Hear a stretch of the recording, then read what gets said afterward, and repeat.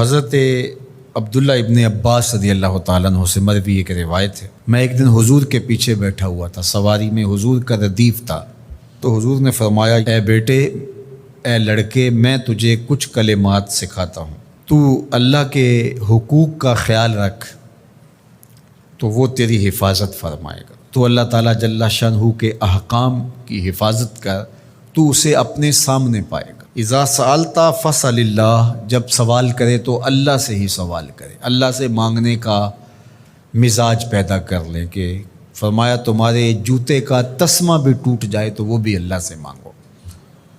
ضرور بازار میں جاؤ دکاندار سے، لیکن حقیقی طلب اللہ سے ہونی چاہیے۔ بات بات پہ اللہ سے سوال کرو، بڑی سے بڑی چیز بھی اس سے مانگو، چھوٹی سے چھوٹی چیز بھی اسی سے طلب کرو۔ ہماری ساری ضرورتوں کا کفیل ہمارا رب، ہمارا مالک ہے۔ تو دوسری نصیحت یہ کی کہ جب تو استعانت طلب کرے، مدد طلب کرے تو اللہ سے ہی استعانت طلب کرے۔ وعلم، اور جان کہ اگر ساری امت، سارے لوگ، پوری قوم جمع ہو کے تمہیں فائدہ پہنچانے کی کوشش میں لگ جائیں تو تمہیں وہی فائدہ پہنچا سکتے ہیں جو تیرے لیے تیرے رب نے لکھا ہے۔ اور فرمایا وَإِنِ اجْتَمَعُوا عَلَىٰ أَن يَضُرُّوكَ بِشَيْءٍ، اور اگر تمہیں نقصان پہنچانے کے درپے ہو جائیں، لَمْ يَضُرُّوكَ إِلَّا بِشَيْءٍ قَدْ كَتَبَهُ اللَّهُ عَلَيْكَ، تو تجھے صرف وہی نقصان پہنچا سکتے ہیں جو اللہ نے تیرے لیے لکھا ہے۔ سارا زمانہ بھی مخالف ہو جائے، تیرا کچھ نہیں بگاڑ سکتا۔ ہاں، تیرے مقدر میں اگر کوئی چیز، کوئی بگاڑ لکھا ہے تو وہ ہوگا، اس کا ذریعہ وہ بن جائیں گے۔ تو اس لیے پھر اسی سے مانگو، اسی سے طلب کرو۔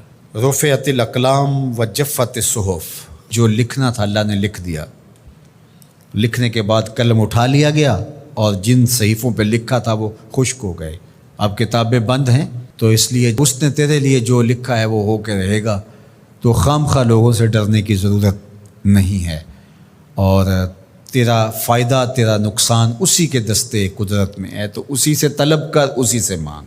اور فرمایا تو اللہ تعالیٰ جل شانہ کو رخاء میں، خوشحالی میں یاد کر، یعرف کا فی الشدہ، وہ تجھے مشکل میں پہچانے گا۔ یعنی جو شخص خوشحالی کے دور میں اس کے پاس دولت ہے، صحت ہے، تو اللہ تعالیٰ کو فراموش نہیں کرتا، اللہ اس کی بدحالی کے زمانے میں اس کو فراموش نہیں کرتا۔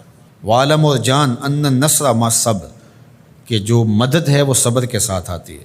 وان الفرج مع الکرب، اور کشادگی جو ہے وہ مشکل کے ساتھ آتی ہے۔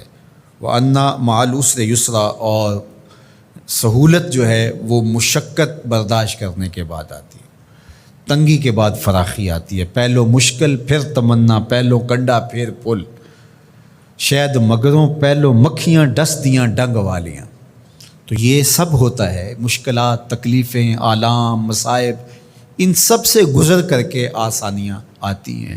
خود حضور کی زندگی دیکھ لیجئے، مدنی زندگی مکی زندگی کے گزرنے کے بعد، طائف کے مراحل کو طے کرنے کے بعد آتی۔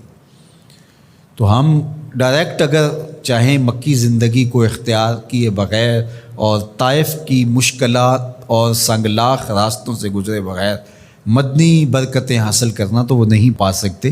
تو یہ اللہ تعالیٰ نے ایک نظام رکھا ہوا ہے۔